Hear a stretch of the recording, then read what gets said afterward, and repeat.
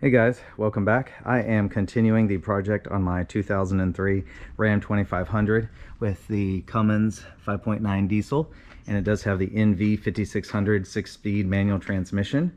Today I am going to be tackling the rear main seal plate, and I took that off because there is a gasket behind it, and I did want to replace that gasket while I have all of this out.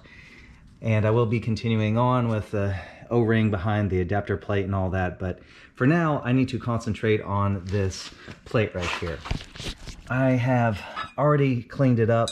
I got all of the old grime and gasket off of it, so there is as it sits here, all the bolts for it. It has six little ones, and then these four a little bit larger ones also go on the bottom of the oil pan. That's another thing. I'll show you that here in just a moment. But first, let me go over what I have here. Behind this gasket, or behind this rear main seal plate, it does require a gasket. So this is the one I have. Let me show you the part number. This is the genuine Cummins seal for it. I always try to use the OEM parts because, well, they are the best. But anyways, for that, to help seal that up, I have some ultra black Permatex RTV.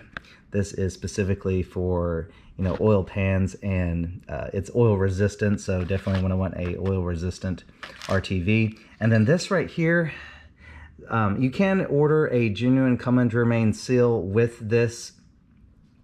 This is actually called a centering ring. I did not order the rear main seal with the centering ring. I should have, but I didn't, so I had to order a separate kit in order to get this. But anyways, some people think that this is a installation tool, like you put the rear main seal on the adapter plate, and then you put this on, and then you hammer this in, and it gets it to a depth. And even though that will work, it will get you to a depth, I actually have a separate tool to properly get it to the appropriate depth. So call this what you want. You can use this as an installation tool, but what it really is a centering ring. And why do you need a centering ring? Well, you need a centering ring because this rear main seal plate right here does not have any dowels on it, no dowel pins, and there are no dowel pins on the engine block where this goes.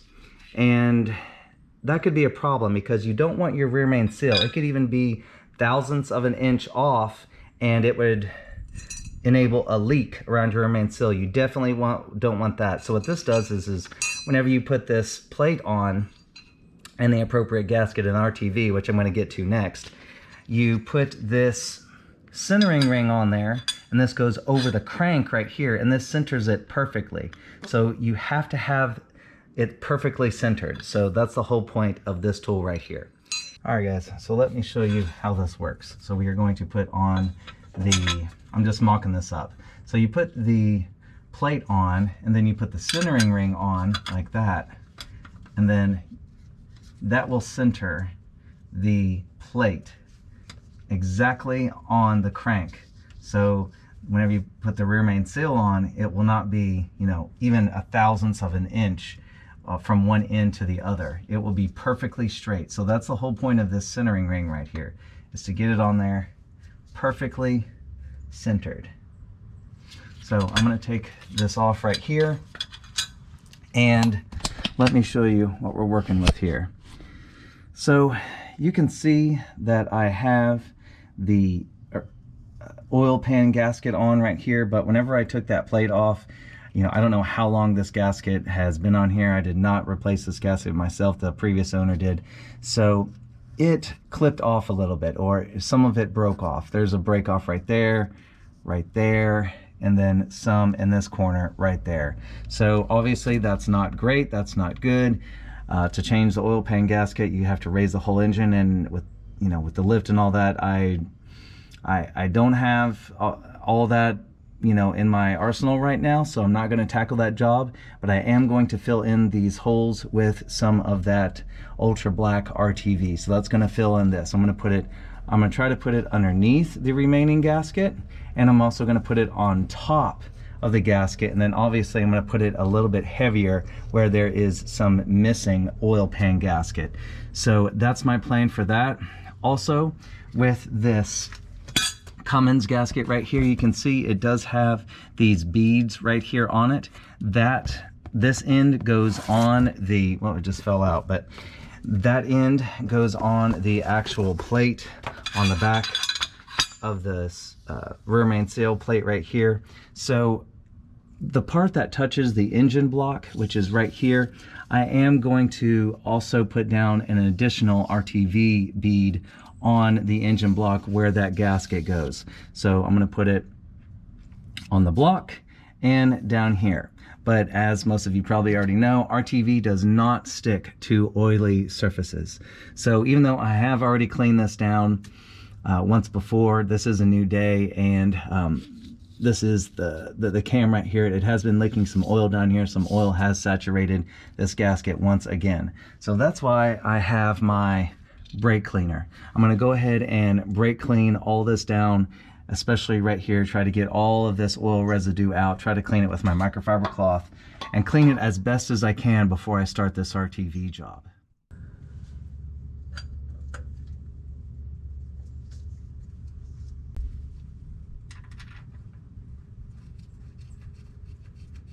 Just going to start these bolts. Now this Permatex Ultra Black, I'm going to take this off. I think it's sticking good for now. This requires you to put it on and then just hand tighten the fasteners in, and then let it sit for an hour and then torque them to spec. So that's all I'm doing here is I'm just going to start and hand thread in all these bolts, and then, you know, I'll put my centering ring back on, make sure it's centered, and then let it sit for an hour. All right guys, now that it has been 1 hour, it is now time to torque down this plate. These 8mm bolts get torqued down to 89 inch-pounds, not foot-pounds, inch-pounds.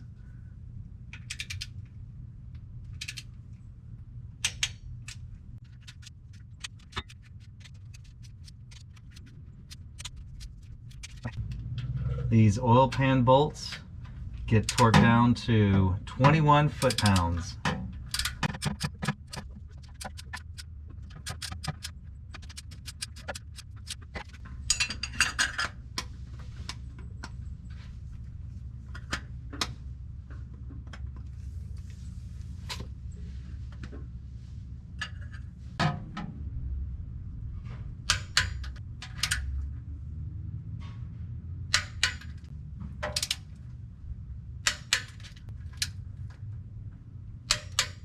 Just going to recheck. See, I could turn that one a little bit more. Just going to make sure that these are all torqued to spec.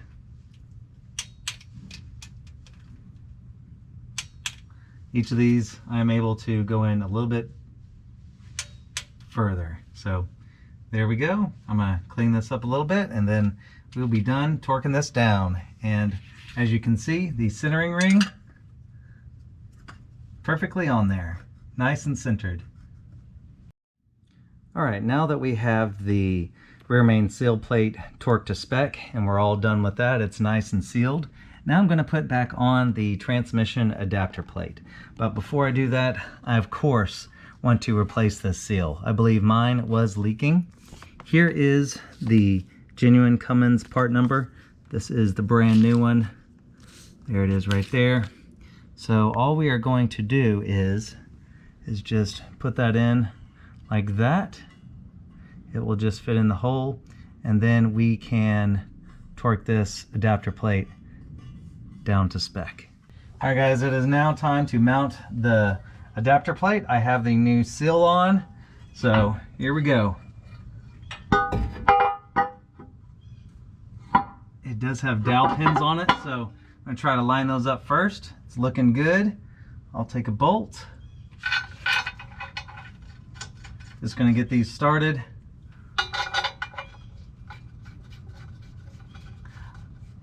After I get this adapter plate all secured, then we can install our rear main seal. But first let's get this buttoned down and then torque to spec. All right guys, now that I have them threaded in, now we are going to torque all these to spec, which is 57 foot-pounds.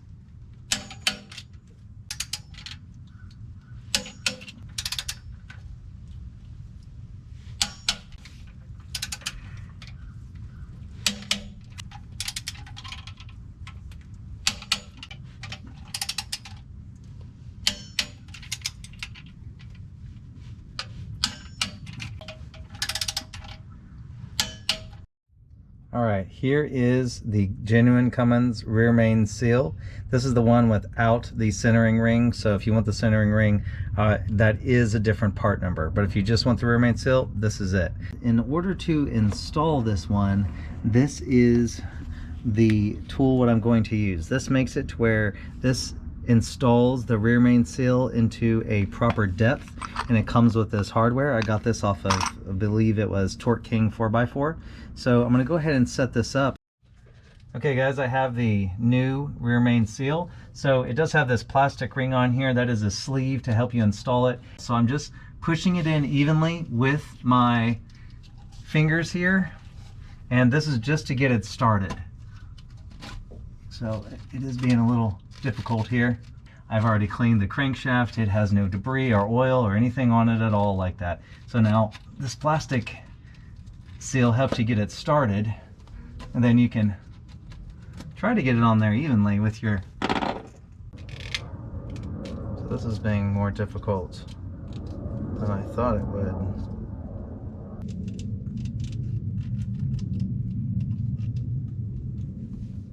There we go.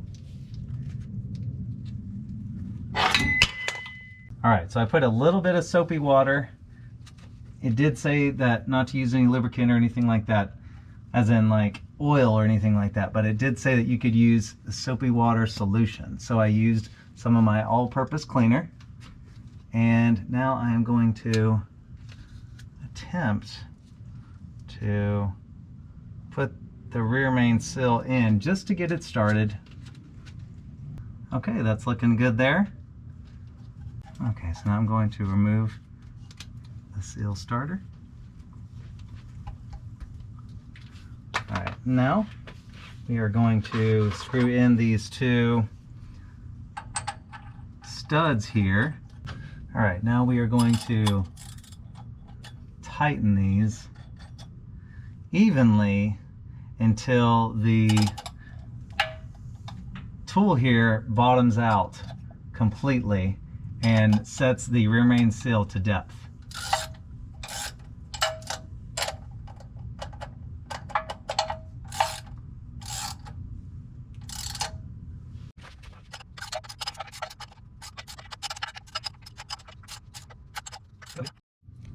All right, we got it as tight as we possibly could, so now I'm taking off this. This is the depth tool, by the way. This, instead of using this centering ring right here, this actually sets the correct depth. So this is the tool you want to use for depth. Looking at it, looks like it may set it back a little bit further than the other tool. It looks to be about 1 millimeter or 2 deeper than whoever installed the last one, which they may have done it with the centering ring. Anyways, there is our genuine Cummins rear main seal installed. I'll take out those 2 studs now and we can move on. Hey guys, this is part 5 of 11.